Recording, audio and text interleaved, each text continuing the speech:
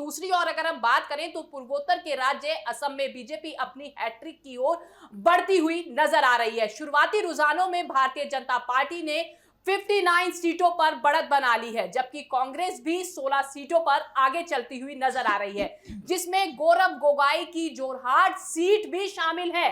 ज्यादातर exit poll का अनुमान है कि असम की 126 सदस्यीय विधानसभा में बीजेपी आसानी से बहुमत का 64 का आंकड़ा पार कर लेगी और अकेले दम पर 80 से अधिक सीटें जीती जा सकती है। अगर ये अनुमान सही साबित हो रहे हैं तो यह मुख्यमंत्री हेमंत बिस्वा शर्मा के नेतृत्व पर जनता की एक और बड़ी मोहर इस पर लगती हुई नजर आएगी। साथ ही असम की 35 जिलों में बनाए गए 40 मतगणना केंद्रों पर कड़ी सुरक्षा के बीच 722 उम्मीदवारों के साथ भाग्य का ये फैसला हो रहा है, जिसमें पहचान की राजनीति और कल्याणकारी योजनाओं का बड़ा प्रभाव देखा जा रहा है। तो आप अंदाजा लगा सकते हैं कि आज जो ये नतीजे आ रहे हैं, हालांकि अभी रुझान आने शुरू हुए हैं, शाम तक ये तस्वीर साफ होगी। वहीं विधानसभा चुनावों के साथ साथ सबकी नजरें महाराष्ट्र और गुजरात जैसे राज्यों में हुए उपचुनावों पर भी टिकी हुई नजर आ रही है।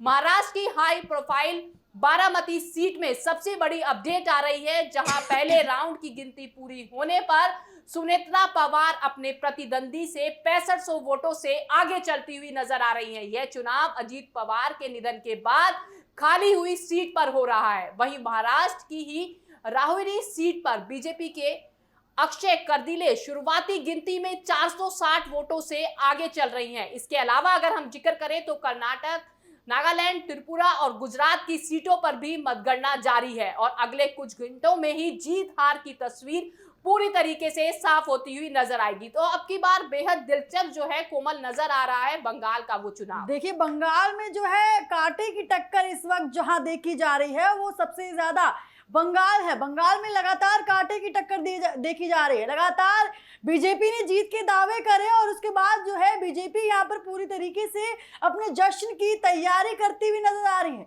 बीजेपी को इस वक्त जो है पूरा भरोसा, जिस तरीके से कहा जा सकता है कि इस वक्त बीजेपी को जो है पूर्ण भरोसा है कि कहीं ना कहीं जो जीत है वो बीजेपी के हाथों लगेगी। साफ तौर पर चुनाव के दौरान भी, चुनाव जब वोट प्रक्रिया चुनावी के दौरान जब रोड शो हुए थे उसके दौरान भी बीजेपी ने साफ तौर पर कह दिया था कि 4 मई के बाद बंगाल में बदलाव आने वाला है। लेकिन ऐसे में सवाल यही उठ रहा है बार बार, क्या इस बार 4 मई को जो आज क्या तस्वीरों में क्या साफ होगा, क्या बीजेपी जो है वो अपनी सरकार बना लेगी? ममता बनर्जी का जो किला है वो साफ हो जाएगा। लगातार बीजेपी के तमाम नेता यहाँ दावा कर रहे हैं। ममता बनर्जी भी जो है वो पीछे हटती नजर नहीं आ रही।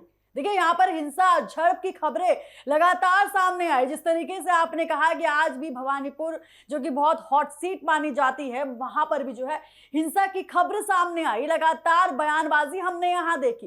देश के प्रधानमंत्री नरेंद्र मोदी जिस तरीके से बंगाल चुनाव में, जिस तरीके से उन्होंने अपना रोड शो करा, जिस तरीके से उन्होंने अपनी पूरी ताकत बंगाल चुनाव में झोंकी, जिस तरीके से झालमुड़ी वाला जो मुद्दा यहाँ पर गरमाया हुआ था, साफ तौर पर देखिए टीएमसी ने यहाँ पर इसका भी पलटवार किया था। टीएमसी की ममता बनर्जी ने साफ तौर पर जो है प्रधानमंत्री को कह दिया था कि अगर झालमुड़ी खाई है तो मच्छी भी खाई है।